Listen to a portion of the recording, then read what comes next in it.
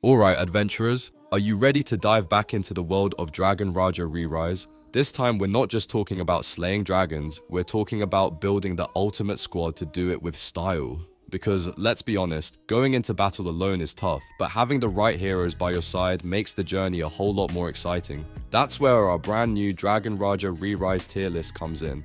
We've gone through every hero, checked their strengths, weaknesses, and overall impact, so you'll know exactly who deserves that spot in your party. In this video, we're going to break it all down for you. Who's worth investing in, who brings the most firepower, and who might just surprise you with their hidden potential. Whether you're a new player wondering where to start, or a seasoned fighter looking to fine-tune your lineup, this guide is here to make things easier. So grab your gear, gather your heroes, and let's jump straight into the tier list that will shape your next big adventure in Dragon Raja ReRise. I'm quickly moving on to the video, and I'm ranking heroes in Dragon Raja ReRise. Before we start, if you enjoy these types of tier list videos, don't forget to like the video and subscribe. Enjoy watching. My friends, only 0.1% of viewers subscribe. If you like this type of content, please do not forget to subscribe to the channel. Thank you in advance for your support.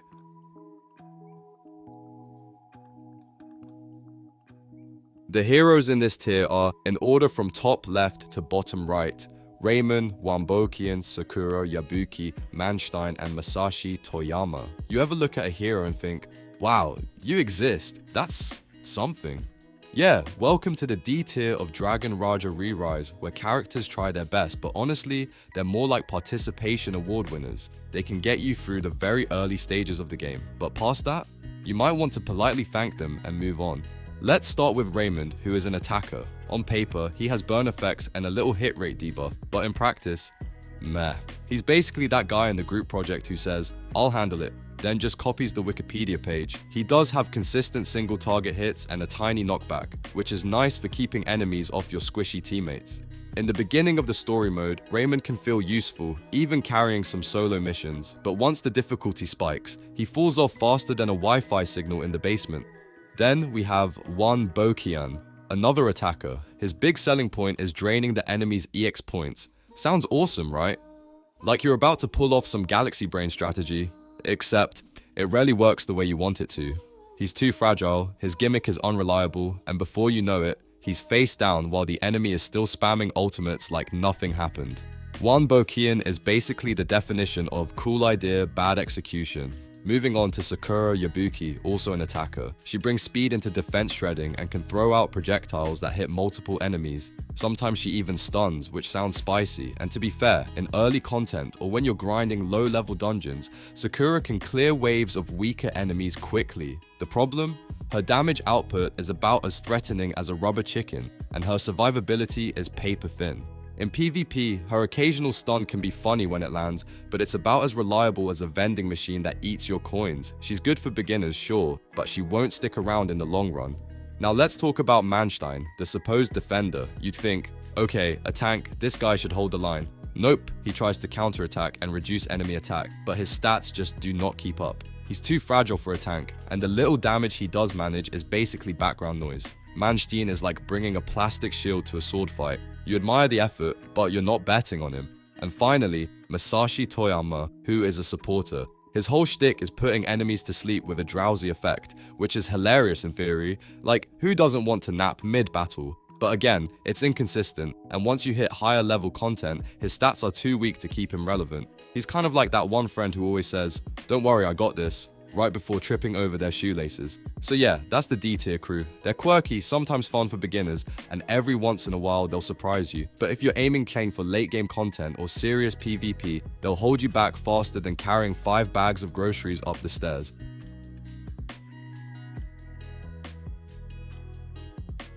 The heroes in this tier are, in order from top left to bottom right, Gaomi, Selma, Kiran, Kogure Sakurai, and Guderian. You know those characters that make you go, well, but at least you tried. That's basically the definition of C tier.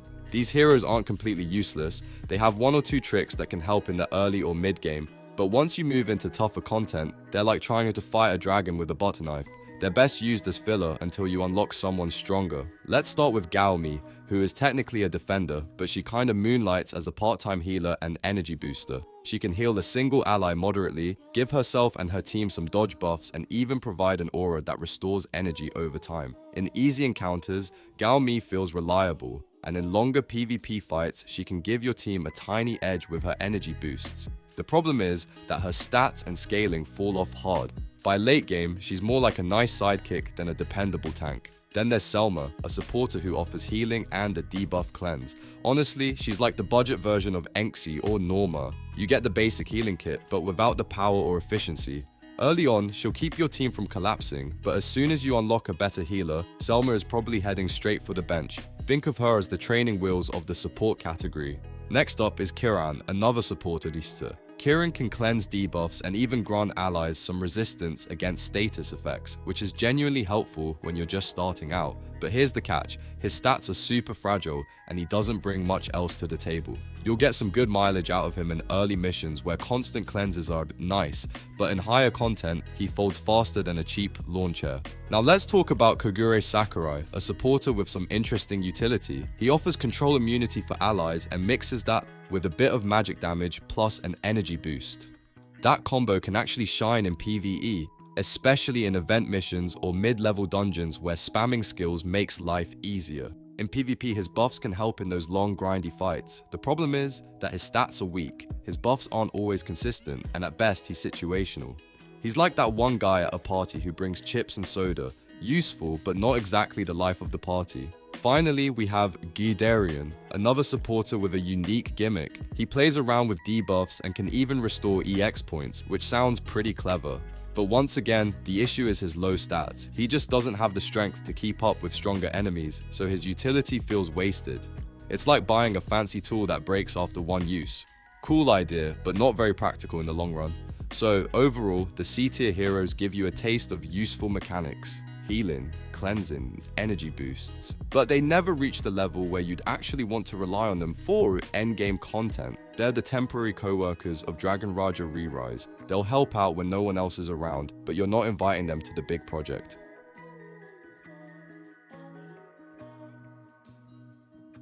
The heroes in this tier are, in order from top left to bottom right, Suzy, Vic Kano, Schneider, Pasi Gattuso, Manse, Nanami Sakurai, No, Norma, Ruri Kazama, and Lust. B tier is where things start to get interesting. These heroes are not bad by any means, and in fact, some of them are pretty solid, but they often get outshined by stronger picks in higher tiers. Think of them as the dependable side characters in an anime. They have cool moments, sometimes they even carry a scene, but they're not the main star of the show. First up, we have Suzy, an attacker who specializes in bleeding effects and vulnerability synergy.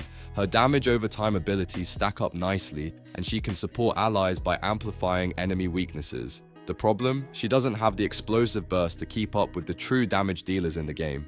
Suzy is like that marathon runner who paces well but never really sprints. Consistent, reliable, but not the one finishing first. Next on the list is Vic Kano, another attacker. He relies on his parasitic serpent spirit to deal damage over time and chip away at enemy health percentages. In specific serpent-based team comps, he feels right at home and can contribute effectively.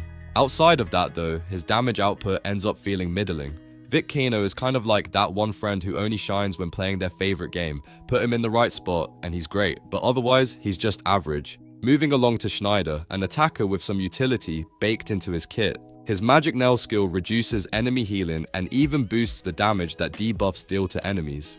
That healing block can be clutch, especially against bosses or enemy teams that rely heavily on sustain. Unfortunately, Schneider's actual damage numbers are lower than you'd like, especially compared to the top tier SSR attackers. He's useful, sure, but not a centerpiece.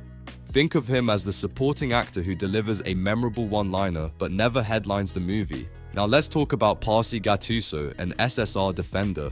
On paper, Pasi is impressive, stacking dodge, gaining survivability tools, and even having a once per battle death immunity. That makes him hard to bring down, which is always a nice perk for a tank. The downside is that he doesn't protect his team as effectively as other defenders like Koshi. So while he's hard to kill himself, he's not always making life easier for the squishier allies behind him.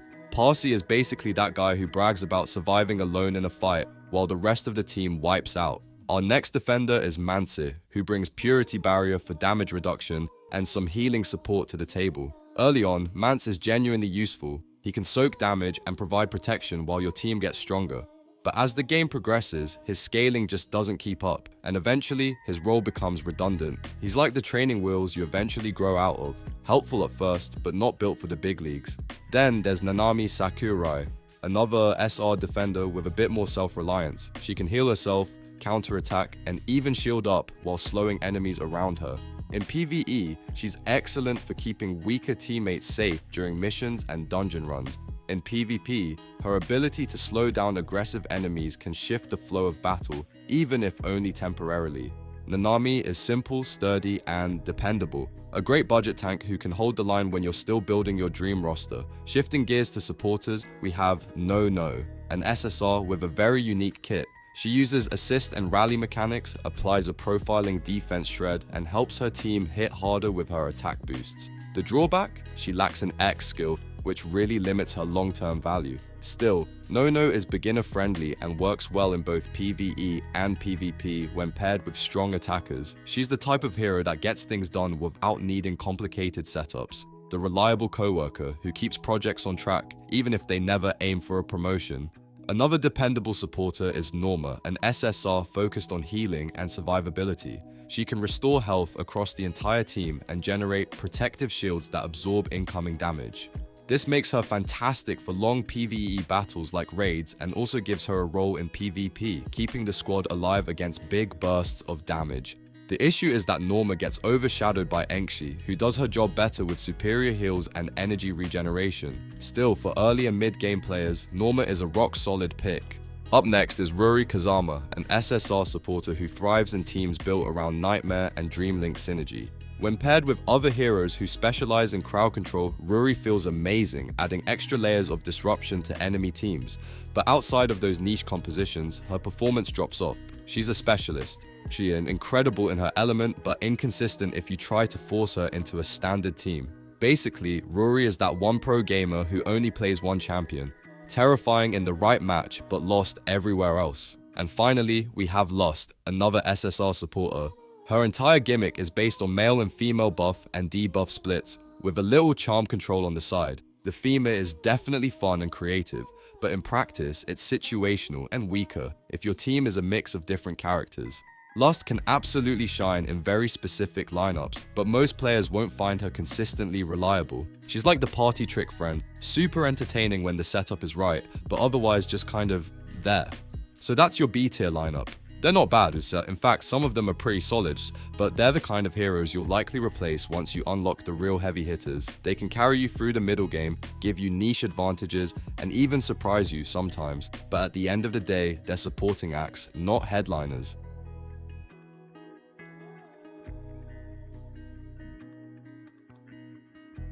The heroes in this tier are, in order from top left to bottom right, Caesar Gattuso, Luminous, Johan Chu, Onju, Greed, Echimejen, Finger, Nightwatcher, and Shay V. When you are just starting out in Dragon Raja ReRise, the A tier heroes are like your best friends in a new school. They are dependable, strong, and they will carry you through almost anything the game throws at you. Sure, they are not quite the S tier superstars, but they are absolutely worth your time and investment in the early and mid game. Let's start with Caesar Gattuso, one of the flashiest attackers in the game. His Bloodburst mode, combined with bleeding effects and self-buffs, makes him a high-risk, high-reward powerhouse. When his health gets low, Caesar snowballs into a damage machine, sending out waves of attacks that hit multiple enemies. He can even stun or slow down foes, which is amazing for crowd control.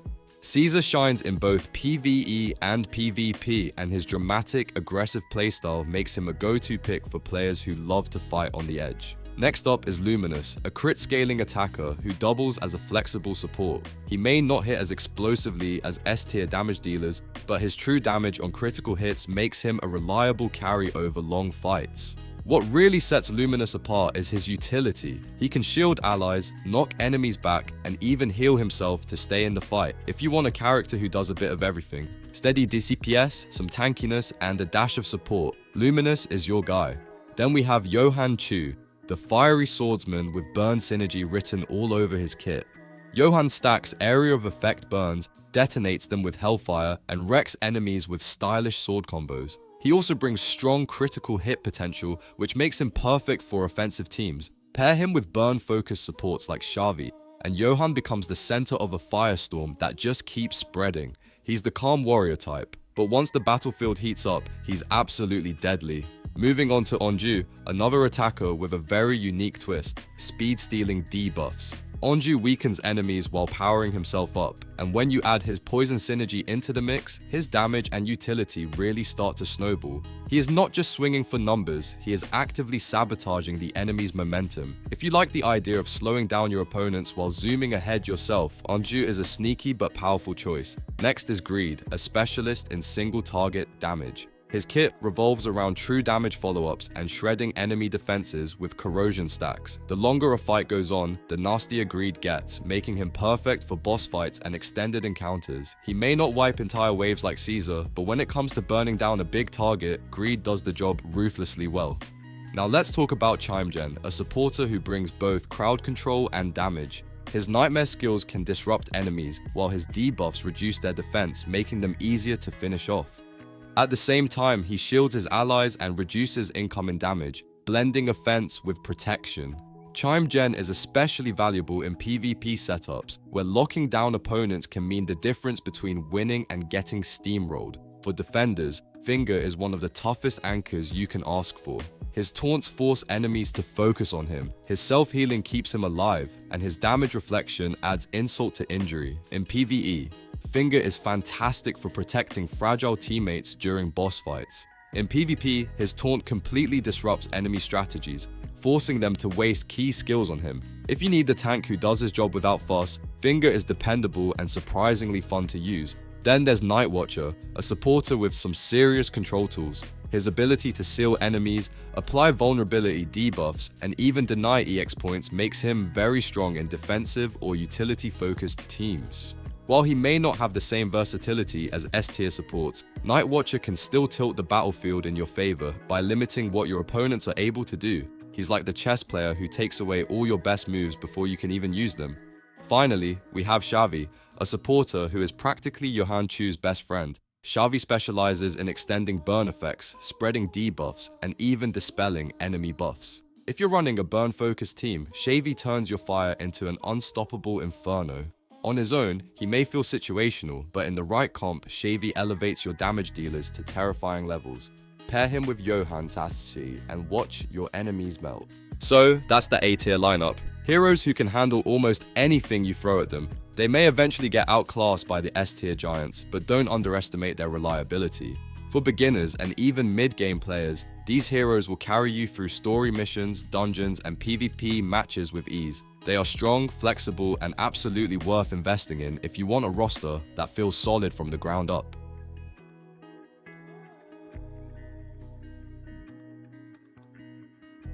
The heroes in this tier are, in order from top left to bottom right, Enshi, Zero Regina, Eri, Mingzilu, Maisaka Toku Ryujin, Koshi Uesugi, and Chiseijin. Welcome to the top of the mountain, the S tier of Dragon Raja ReRise. These heroes aren't just strong, they define the entire meta. If A tier units are your dependable friends, S tier heroes are your ride or die squad that can carry you through every stage of the game. They're the backbone of competitive lineups, and honestly, once you get them, you'll never want to look back. Let's kick things off with Enxi, the undisputed queen of sustain. She is the top tier healer, and her kit covers everything you could ever want. Team-wide cleansing, steady healing, and even restoring EX points to fuel rotations. In long fights, Enxi doesn't just keep the team alive, she keeps them running like a well-oiled machine. If your team is a car, Enxi is the engine. Without her, things stall out real quick. Now onto the Frost Queen herself, Zero Regina. As a universal rare attacker, she dominates with Frost Explosion Chains, massive area of effect bursts, and her signature Freezing Domain. Not only does her domain wreck enemies with debuffs, but it also boosts her allies' performance at the same time. Zero Regina doesn't just bring the cold, she brings an avalanche, freezing enemies in place while your team cleans house. Then there's Eri, another powerhouse attacker. Her final judgment ability is brutal, cutting right through shields and damage sharing mechanics that normally protect enemies. On top of that, her Her area of effect bursts scale heavily with judgment stacks, letting her shred through even the toughest defenses. If you've ever wanted a hero who laughs at enemy walls and just bulldozes through, Eri is your girl. Next up is Mingzi Lu, a supporter who feels downright unfair sometimes. His contract ability literally saves allies from fatal blows, while also giving them a huge EX damage boost. That means your main damage dealer not only refuses to die, but also dishes out even more pain.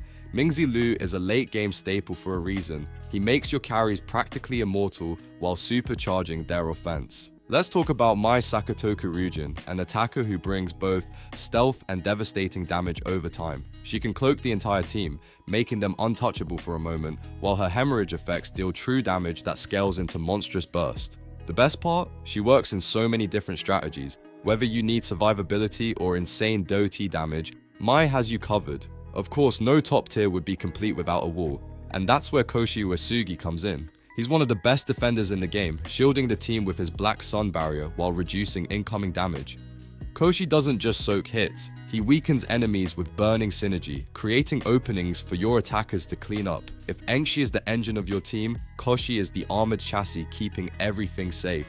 And finally, Chisei Gen, an attacker who thrives on synergy. His X-crit mechanics boost not only his own output, but the entire team's critical hit potential. Add to that his attack and defense debuffs on enemies, and suddenly your whole squad is hitting harder while the enemy melts faster. Chisei Gen isn't just a damage dealer, he's a force multiplier who elevates the entire team. So that's the S tier, the absolute elite of Dragon Raja ReRise. These heroes aren't just strong units, they're team-defining powerhouses. Whether it's Enxi keeping everyone alive, Zero Regina freezing the battlefield, or Mingzi Lu making your carries unkillable, these are the characters you want to chase, build, and never let go. If you're aiming for the top, this is your dream roster.